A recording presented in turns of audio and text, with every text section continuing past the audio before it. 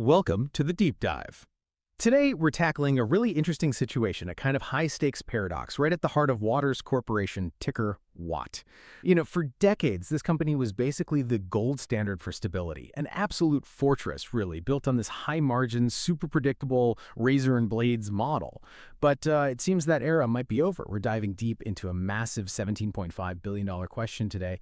What makes a famously stable, 65-year-old company decide to gamble its future?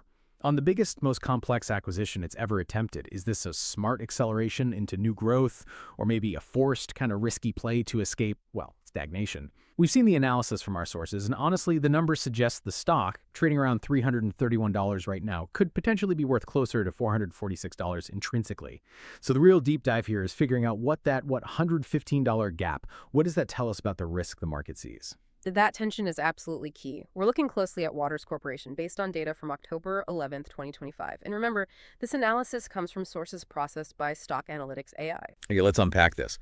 First, we need to really understand the foundation they're pivoting from. Let's call this first part, Chapter 1.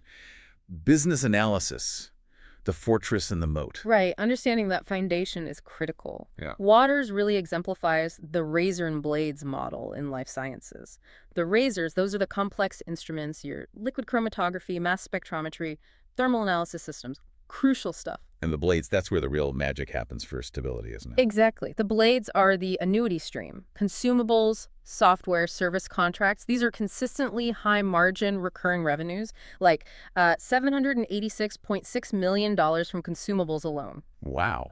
Yeah, and nearly $300 million from software, plus over $400 million from service. It really adds up. And that model creates incredible stickiness, partly because of their huge installed base, right? Yep. Over 150,000 instruments globally. Precisely. That equipment creates an ecosystem. And what's interesting as you look at the growth drivers is that the recurring revenue, the blades, is actually accelerating faster. It grew 11% constant currency in Q2 2025. Faster than the instruments themselves. Yeah, instrument sales were more in the mid-single digits. So the moat, that recurring revenue stream, is actually getting stronger. And this moat isn't just about customer preference, it's actually embedded in regulations. Correct. Waters sells what you might call regulated precision. They guarantee accuracy, reproducibility, data integrity, things that are absolutely non-negotiable in fields like pharma or environmental testing. The real competitive barrier here is something called analytical instrument qualification, or AIQ. Okay, AIQ. For someone not in this specific field, break that down. Why does AIQ make switching so hard for customers? So AIQ is this really rigorous multi-stage validation process. Think DQ, IQ, OQ, PQ. Regulatory bodies like the FDA demand it. Once a Waters instrument, and maybe more importantly its data system, is validated within a lab's workflow, changing it means revalidating everything. Which sounds incredibly expensive and time-consuming. Exactly. You just don't rip out validated analytical equipment unless there's an overwhelming reason. The switching costs are enormous. And the proof of that lock-in is their software, Empower. Yes, Empower is the #1 chromatography data system globally. It's deeply embedded in how the top 50 pharma companies operate. Trying to replace that would be, a nightmare for a lab manager. Okay, so this fortress translates into stellar financials. Undeniably. Waters' return on invested capital, the ROIC, is fantastic at 21.77%. Just compare that to rivals like Danaher around 6.7% or Thermo Fisher at 10.4%. Waters is just much more profitable on its invested capital. But here's the paradox, the thing that really stands out from the sources. Customer surveys. They actually rank Waters below competitors like Agilent and TMO on things like product quality, price, even customer service. How does that square with the financials? It's a classic vulnerability, isn't it? An incumbent potentially resting on its regulatory laurels on that moat. The financial strength masks this underlying issue. Customers might be stuck because of validation, but if they're not entirely happy, that creates an opening, a potential weakness down the line. That weakness, maybe that ticking clock you mentioned, seems like the perfect lead-in to why they made such a radical shift.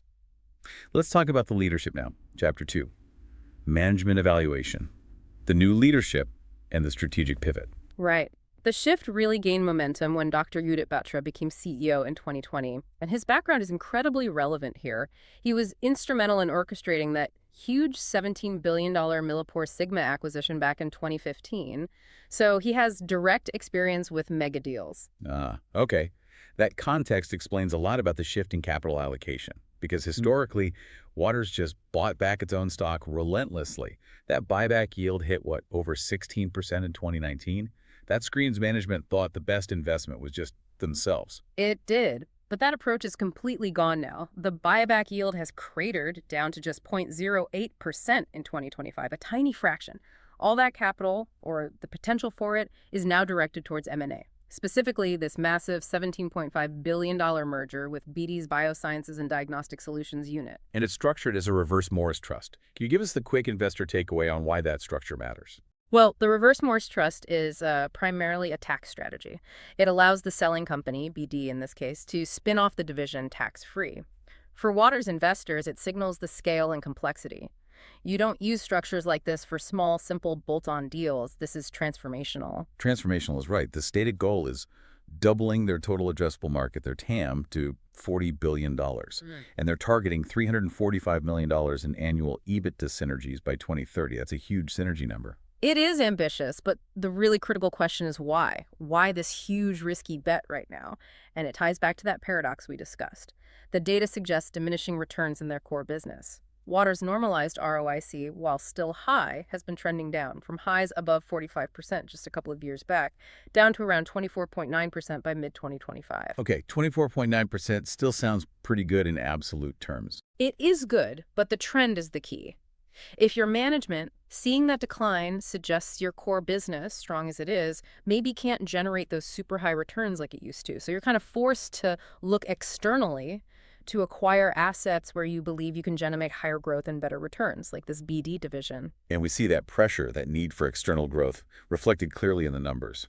Let's move to Chapter 3, Financial Analysis, the financial imperative. Exactly. Waters is a big company, nearly a $20 billion market cap. But look at the top line.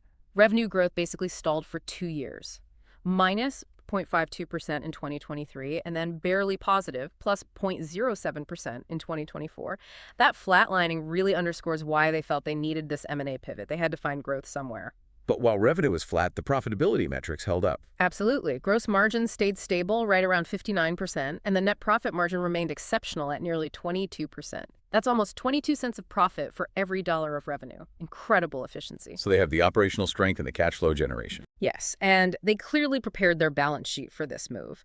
Free cash flow bounced back nicely to $620 million in 2024, and crucially, they deleveraged significantly. The debt-to-equity ratio went from over 5.5 back in 2022 down to a very comfortable 0.55.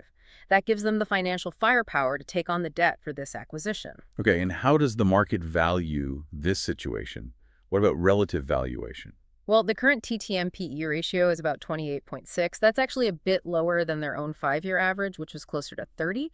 And it's definitely lower than key peers like Danaher at 43.3 or Agilent around 32.7. So it suggests the market is already factoring in a significant amount of risk associated with this huge merger. They're not giving them full credit for the potential yet. That discount leads us perfectly into how the broader market is viewing this.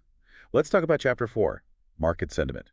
Analyst disagreement and targets. Right. That valuation reflects the mixed feelings out there. The analyst consensus is sort of cautious, leaning towards hold or maybe moderate buy. About 69% are actually recommending hold. There's a lot of fence sitting. Pretty much. The average price target is in the $360, $376 range, suggesting some moderate upside from the current $331. But the range of those targets is incredibly wide. From a low of $300 all the way up to $483. That tells you there's fundamental disagreement among analysts about whether this BD deal will succeed or fail. And how did the market react initially when the deal specifics came out? Not well. The stock dropped 5.8% right after the $17.5 billion details were announced. That's a clear signal of investor concern about the size, the complexity, and the integration risk. Okay, but interestingly, despite that concern and the analyst caution, the technical picture looks stronger. It does. The stock price at $331 is currently above both its 50-day moving average, which is around $299, and its 200-day moving average, around $324.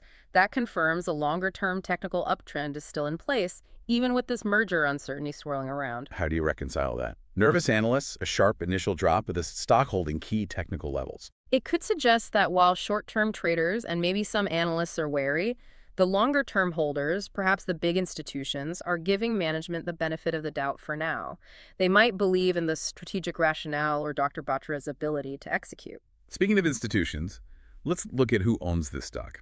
Chapter 5. Ownership structure, institutional dominance and divergence. Yeah, the ownership is heavily institutional, about 99.26%, which isn't surprising for a high-quality, large-cap name like Waters. The top three holders, Vanguard, BlackRock, AllianceBernstein, control a huge chunk, over 30% combined. But are they all on the same page regarding this big strategic shift? That's where it gets interesting. There's divergence. AllianceBernstein, for example, boosted its stake by a significant 31%. That's a strong vote of confidence in the new strategy. Yeah. But on the other hand, BlackRock trimmed its position by about 5%. So you see this debate playing out even among the largest, supposedly smartest investors. They're not all agreed on whether this risk is worth the potential reward. What about the insiders? Manage it themselves. Are they buying or selling? Insider ownership overall is quite low, only 0.11%. However, the recent activity is positive. Over the last 12 months, there were 22 insider buys versus only 6 sells. And critically, in the most recent quarter, right after the merger was announced, there were 0 open market sales by insiders. That seems like a pretty strong signal of confidence from the people who know the plan best. It does suggest management believes in the deal and its prospects. They're aligning their own interests with shareholders, at least in terms of recent actions. All right, this brings us to the core challenge for any investor looking at Waters now. Let's pull it all together in Chapter 6. Risk assessment, SWOT, strengths, weaknesses, opportunities, threats. Okay, let's recap. Strengths are clear. That powerful moat from high switching costs due to AIQ and the Empower software integration. Industry-leading profitability. And a solid IP base with over 4,100 patents. The weaknesses are what drove the change, right? Stagnant organic revenue growth, that declining ROIC trend we discussed, and those customer perception issues regarding quality and service lingering beneath the surface. Exactly. Now, the opportunities are potentially huge. The BD merger is the main one, doubling the TAM, pushing Waters hard into faster-growing diagnostics and clinical testing markets, plus realizing those $345 million in synergies. And tapping into hot areas like biologics, which is growing at over 10% a year. Correct. But then there's the flip side, the threats. And the single biggest one, overshadowing everything, is M&A execution risk. This $17.5 billion deal is the largest, most complex integration Waters has ever attempted in its 65-year history. If they stumble on integrating BD's operations smoothly, or if those synergies don't materialize as planned, it could seriously jeopardize shareholder value. Absolutely. Failure here would be very damaging. And beyond just the execution risk of the deal itself, there are external macro and geopolitical threats too. Yes, definitely. High interest rates can still trigger these biotech funding winters, which slows down R&D spending by Waters customers, impacting instrument sales. The Inflation Reduction Act, the IRA, could also potentially squeeze pharma R&D budgets, another headwind. And you mentioned tariffs earlier. Those sound like a direct hit to the bottom line. They are. New 2025 U.S. tariffs are significant. A 20% tariff on lab components coming from China and a 25% tariff on equipment from Mexico and Canada. Waters relies on global supply chains, so those tariffs will directly increase their cost of goods sold and put pressure on those excellent gross margins they've historically enjoyed. Okay, so we have a very clear picture of the opposing forces here. Let's try to synthesize this into the final investment narratives. Chapter 7. Conclusion. The bull case versus the bear case. The bull case is essentially this.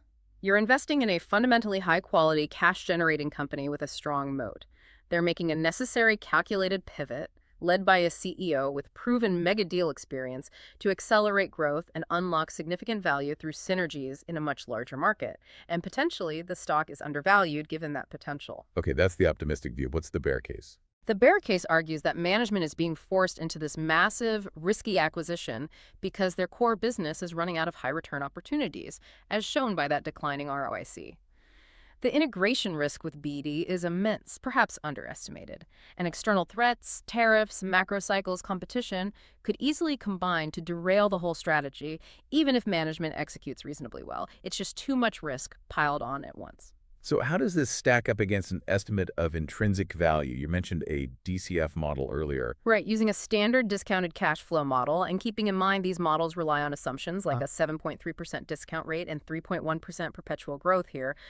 The illustrative calculation points to an intrinsic value of around $446 per share for Waters Corporation. $446. Okay, so let's bring it back to the listener. What does this all mean? The current price is $331.10. That $446 estimate suggests significant upside.